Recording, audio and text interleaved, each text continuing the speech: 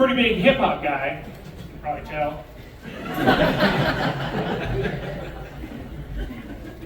Haircut usually gives it away. Yeah, I mean, by the time we left that golf simulator, all my coworkers were calling me Two-Putt Shakur.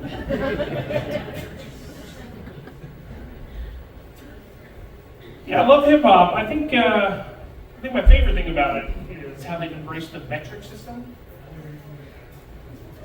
Yeah, unlike the rest of America, rappers use it all the time. Smoking weed, flipping keys, making crazy G's. And look, I don't encourage the sale and distribution of illegal narcotics, but I do encourage the metric system. I mean, I like it so much, I'm actually starting to develop a bit of a meter fetish, which is just like a foot fetish, only longer.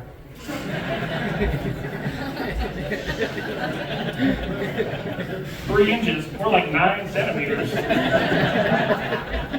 What's up?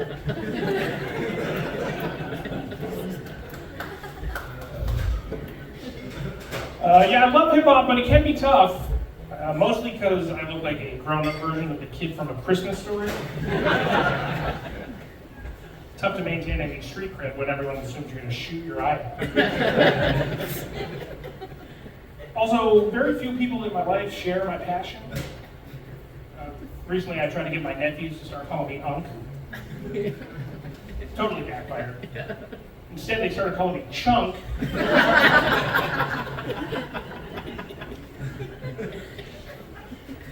I thought I was going to get to teach them how to Dougie.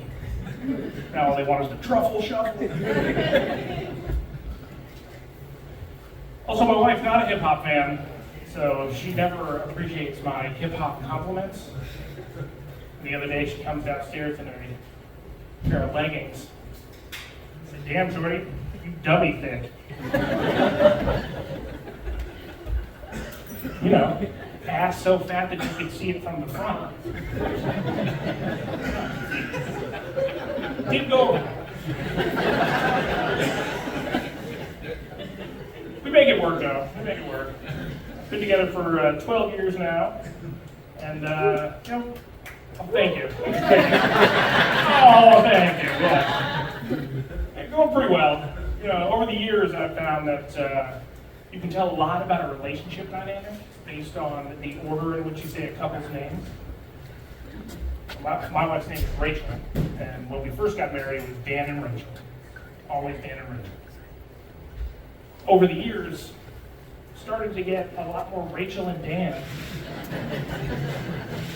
which I didn't love. That wasn't worse until I overheard someone say Rachel and her husband. What the hell, Mom?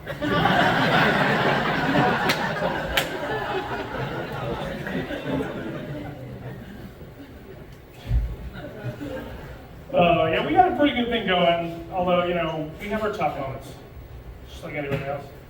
You know, for example, I know my wife wishes I was more of a handyman. Unfortunately, I'm really just a handyman. Yeah. Yeah.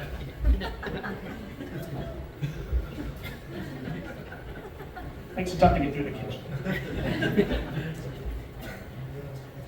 Also, we have very different parenting styles, which can be tough. You know, like she's a good parent. My style is more like, better not.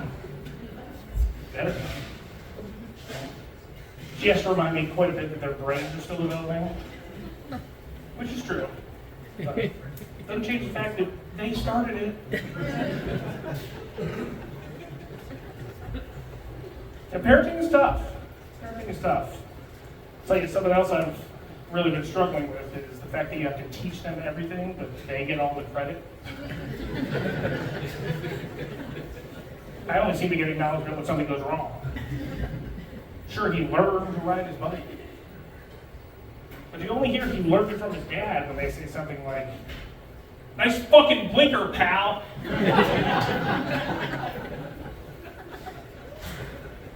In my defense, Guy could use his fucking blinker. Maybe there weren't so many bad drivers out there, my kids wouldn't have to swear so much.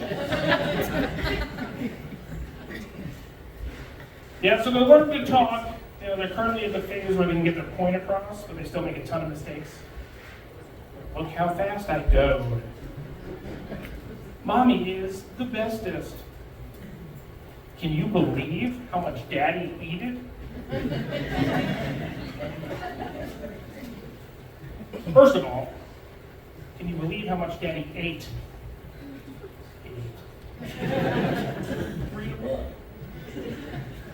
Second, excuse me for still having an appetite.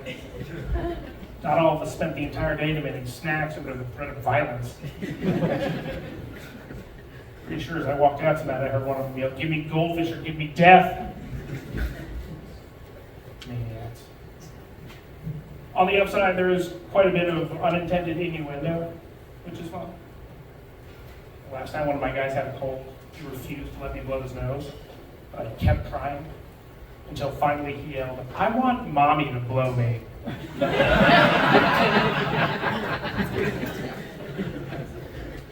Me too, man. Me too. Thank you, everybody.